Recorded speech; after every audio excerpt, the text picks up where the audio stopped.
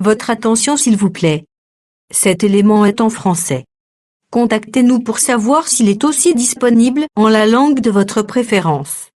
Veuillez aussi noter qu'il est en audio uniquement, dépourvu de ce fait d'image originaire. Nous sommes Christ Equality Fondation, œuvre évangélique internationale. Nous sommes christequality.com. Nous sommes évangile-éternel.com. Nous sommes toi et moi. Nous sommes vous et nous. Nous sommes tous ensemble réunis, main dans la main pour la conservation, la promotion et le partage de notre commun héritage, qu'est l'évangile éternel, ou le pourquoi de chaque choix. Motivez-nous s'il vous plaît, de continuer à vous servir, en souscrivant à l'une de nos YouTube channels, qui correspond à votre version linguistique. Souscrivez s'il vous plaît. À présent, la rubrique Pasteur et thème vous invite à suivre L'homme de Dieu, le docteur Philippe Soumbou, ministre de l'Évangile éternel. Recherchez-vous les enseignements du docteur Philippe Soumbou. Allez sur christequality.com ou sur évangile-éternel.com/philippesoumbou.html. Les enseignements sont disponibles en texte, audio et vidéo. Bonne édification au nom de notre commun Seigneur et Dieu Jésus-Christ.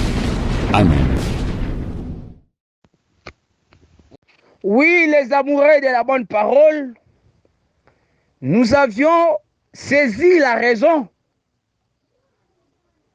sur cette écriture d'Ecclésiaste 3, verset 1, partie A.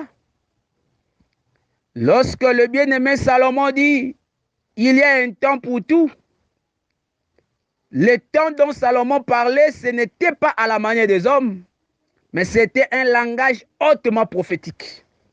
Et nous avons compris, Auguste Ensemblé, que d'après Colossiens 3, 11, Christ est tout et en tous. Or, Salomon dit, il y a un temps pour tout. Cela revient à dire que le véritable temps pour tout, c'est la personne de Jésus-Christ. C'est lui qui est le faiseur de tout et il est aussi le but de tout. Gloire au Seigneur. Et dans la même optique, là, nous pouvons maintenant confirmer le langage de Salomon quand il dira « Il y a un temps pour tout ». C'était une manière de dire « Il y a un seul Dieu pour tout ». Gloire au Seigneur. Parce que l'apôtre Jacques a dit dans Jacques 2, verset 19, qu'il n'y a qu'un seul Dieu. Même les démons le croient. Donc quand Jacques dit « il n'y a qu'un seul Dieu », c'était une manière de dire « il n'y a qu'un seul temps ». Il y a un temps pour tout. Or, nous savons, selon le langage de Paul, dans Colossiens 1, 16 à 17, nous savons que tout a été créé par Christ et pour Christ. C'est-à-dire, s'il n'y a qu'un seul Dieu, l'unique Dieu symbolise la personne de notre Seigneur Jésus-Christ. Donc, Christ et Jésus, c'est lui l'unique Dieu véritable. Et là, l'apôtre Jean peut me donner la main d'association. Dans 1 Jean chapitre 5, verset 20, il déclare que Christ et Jésus, c'est lui le véritable Dieu et la vie éternelle. Gloire au Seigneur. Et quand vous allez encore plus loin, vous allez voir que le bien-aimé Paul a bien explicité la divinité de notre Seigneur Jésus dans le livre de 1 Corinthiens chapitre 8, verset 6. J'aime vraiment cette écriture. Je peux lire ça rapidement. 1 Corinthiens 8, verset 6. Néanmoins pour nous, il n'y a qu'un seul Dieu, le Père, de qui viennent toutes choses et pour qui nous sommes, et un seul Seigneur Jésus-Christ, par qui sont toutes choses et par qui nous sommes. Oh, le bien-aimé Paul était un homme est bourré de connaissances. Dans cette écriture, quand vous prenez même le verset 7, il dira, mais cette connaissance n'est pas chez tous. En bon. Donc, cette connaissance de la divinité de Jésus n'est pas chez tous. Parce que quand vous examinez minutieusement cette écriture, le bien-aimé Paul démontre que le seul Dieu le Père, c'est l'unique Seigneur Jésus-Christ. Parce qu'il dit, il n'y a qu'un seul Dieu le Père, de qui viennent toutes choses. Ensuite, il dira, il n'y a qu'un seul Seigneur Jésus-Christ, de qui viennent toutes choses. C'est que l'unique Dieu le Père, c'est lui, le Seigneur Jésus-Christ. C'est simple à comprendre. Et le frère Paul est allé plus loin pour dire que cette connaissance n'est pas chez tous. Donc ce n'est pas tout le monde qui possède la connaissance de la divinité de Jésus-Christ. La seule assemblée qui connaît la divinité de Jésus-Christ, c'est l'assemblée dite des saints. Ce n'est que les assemblées dites des saints qui connaissent que Jésus-Christ, c'est lui le véritable Dieu et la vie éternelle. Gloire au Seigneur. Et dans la même broderie des choses, je vous en prie, Auguste Assemblée, nous pouvons prendre le livre de Jean chapitre 1. Cette écriture que j'aime aussi tant, une écriture qui coûte trop cher. Je suis dans Jean chapitre 1, verset 1. Il est dit ceci.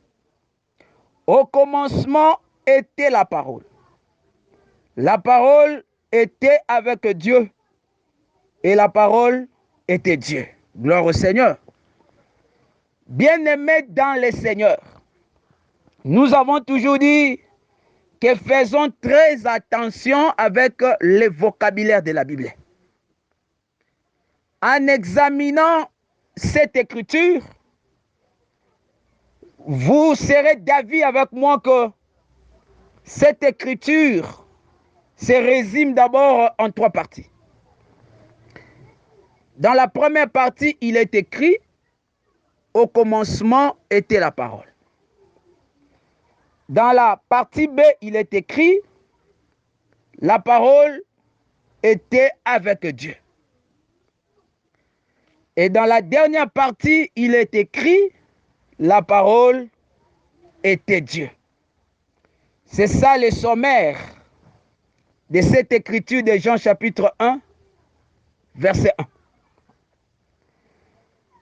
Au regard de la partie B, de la partie A d'abord, il est vital de retenir que dans la Bible, les concepts commencement cache plusieurs significations. Car nous avons toujours dit que dans la Bible, tous les mêmes mots n'ont pas la même interprétation dans tous les contextes. Pour cela, chaque texte s'explique selon les contextes pour éviter les prétextes. Et nous allons parcourir d'abord le pays de Canaan pour saisir la raison sur le commencement. Parce que cette citation intitulée « Au commencement était la parole » cache aussi un mystère.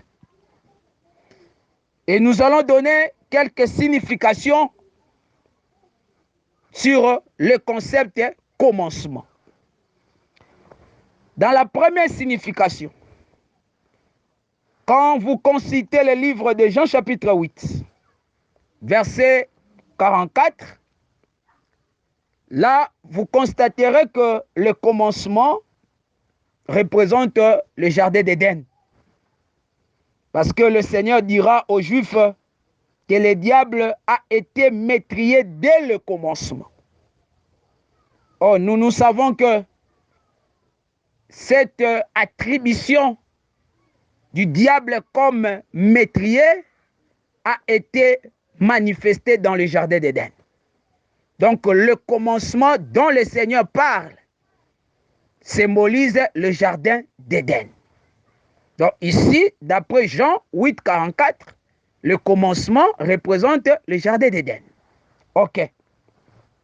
Dans la deuxième signification, sur le concept commencement, nous disons que d'après Colossiens chapitre 1, verset 18, vous prenez aussi Apocalypse chapitre 3, verset 14, là le commencement représente Christ et Jésus.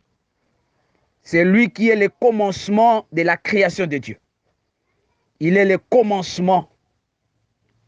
Donc là, dans le deuxième aspect, nous comprenons que le commencement par excellence, c'est Christ. Ok. Nous prenons encore la troisième signification, ou le troisième aspect sur le concept commencement. Quand vous prenez Proverbe chapitre 8, versets 22 à 23, vous prenez aussi Ésaïe 43, 12 à 13, là nous voyons que le commencement symbolise l'éternité. Parce que Salomon, dans Proverbe 8, 22 à 23, il dit que la sagesse a été créée dès le commencement. Or, le commencement dont la sagesse a été créée, c'est l'éternité. C'est ça que le frère Ésaïe dira dans Ésaïe 43, 12 à 13, que l'Éternel est Dieu depuis le commencement. Donc, dès le commencement, l'Éternel est Dieu. Donc là, le commencement représente l'éternité. Donc, nous comprenons que l'éternité représente aussi le commencement avant le commencement de toute la création. Donc, l'éternité symbolise aussi le commencement. Quand vous prenez aussi même Michée chapitre 5, verset 1, les Écritures sont légion. Et là, nous disons aussi que la liste des significations sur le concept commencement n'est pas exhaustive.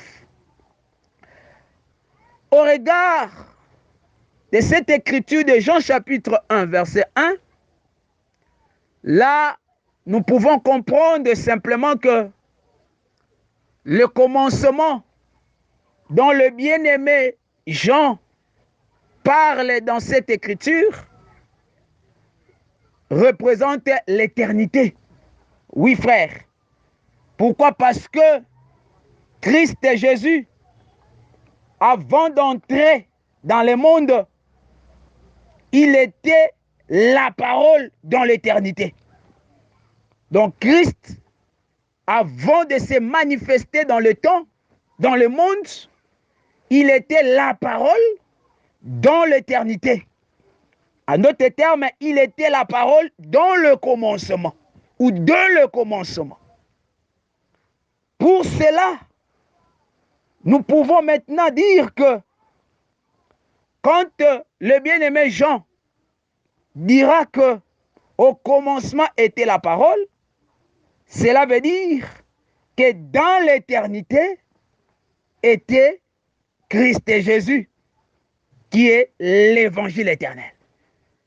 Donc, Christ et Jésus, la parole, d'après Jean chapitre 1, verset 14, il était dans l'éternité.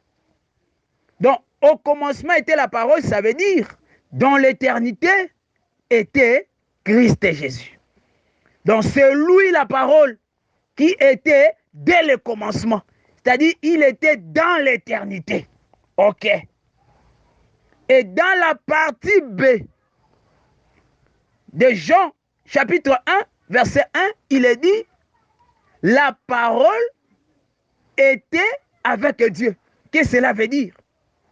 Nous venons de comprendre que Christ étant la parole, d'après Jean chapitre 1, verset 14, il était dans l'éternité. Donc, il était dès le commencement. Le commencement là représente l'éternité. Maintenant, le frère Salomon dit, dans la part, le bien-aimé Jean dira que la parole était avec Dieu. Dans cette citation, Auguste Ensemblé, nous précisons préalablement en disant que le mot Dieu, selon 2 Thessaloniciens 2, verset 4, signifie celui qu'on adore. Donc le mot Dieu signifie celui qu'on adore. Voir 2 Thessaloniciens 2, verset 4. Et partant de cette compréhension, nous pouvons simplement comprendre que quand le frère Jean dit la parole était avec Dieu, c'était une manière de dire que Jésus-Christ était avec l'aspect de celui qu'on adore. Autrement dit, Jésus-Christ était l'objet d'adoration. Donc, dans le commencement ou dans l'éternité, Jésus-Christ était en forme de Dieu, était en forme de celui qu'on adore, était l'objet d'adoration. Oui, frère, parce que toute la créature invisible, appelée les anges, étaient des adorateurs, adoraient notre Seigneur Jésus en forme de Dieu. Et ce n'est pas moi qui ai dit ça. C'est Paul qui confirme que Christ a existé en forme de Dieu. Philippiens chapitre 2, verset 5. Paul dit, et les sentiments qui étaient en Jésus-Christ, lesquels existant en forme de Dieu. Or, nous venons de dire que le mot Dieu signifie celui qu'on adore. C'est que quand le frère Jean dit que la parole était avec Dieu, nous avons déjà compris que la parole c'est Jésus-Christ. D'après Jean chapitre 1 verset 14. C'est que la parole qui était avec Dieu, c'était l'image de notre Seigneur Jésus-Christ qui était l'objet d'adoration ou qui était en forme de Dieu dans l'éternité, dans le commencement. C'est-à-dire, dès le commencement, dans l'éternité, Jésus-Christ avait la forme, était l'objet d'adoration. Donc, toutes les créatures invisibles, appelées les anges, adoraient Jésus-Christ. Gloire au Seigneur. Et quand vous pouvez aussi ajouter l'écriture de 1 Jean chapitre 5, verset 20, pour démontrer que Christ et Jésus est le véritable Dieu. Donc, Christ et Jésus, étant la parole, dans l'éternité, il était l'objet d'adoration. Il était celui qu'on adore. Tous les anges l'adoraient dans l'éternité. C'était lui le seul, l'unique qui était l'objet d'adoration. Gloire au Seigneur. Et nous touchons maintenant la dernière partie.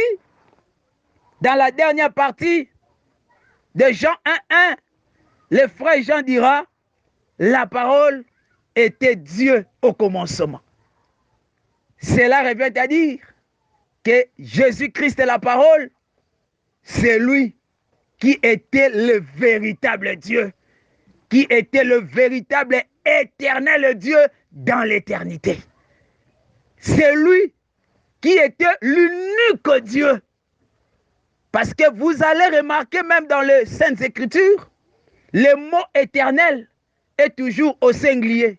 Tu ne verras nulle part dans les Écritures qu'on a parlé sur les éternels. Non, l'Écriture dit toujours l'éternel. C'est pour démontrer que Jésus-Christ, d'après 1 Corinthiens 8, verset 6, c'est lui qui est l'unique éternel Dieu. Donc quand Jean précise en disant que la parole était Dieu, au commencement, c'était une manière de dire que Jésus-Christ était le véritable, l'unique éternel Dieu dans l'éternité. Gloire au Seigneur. Donc, Auguste Ensemblé, nous comprenons cette pensée sur la citation de Jean chapitre 1, verset 1. Que le Seigneur vous bénisse. Merci d'avoir suivi ce message et que Jésus-Christ vous bénisse. Si vous avez une question à l'intention de l'homme de Dieu, si vous voulez que l'homme de Dieu prie pour vous, si vous voulez vous confier à l'homme de Dieu, ou si vous voulez tout simplement bénir l'homme de Dieu, contactez-le directement si ses coordonnées sont disponibles depuis sa page. Sinon, contactez-nous et nous lui transmettrons vos préoccupations. N'oubliez pas de faire un tour à notre page évangélisation pour voir en quoi vous pouvez vous rendre utile à Christ par cette œuvre. Que Dieu vous bénisse tous. Amen. ChristQuality.com. Les cieux en un clic de la souris. Évangile-éternel.com, le site de l'Évangile éternel. Christ Equality Fondation, équilibrer la manne ramassée dans le désert de sorte que chacun ait un maire.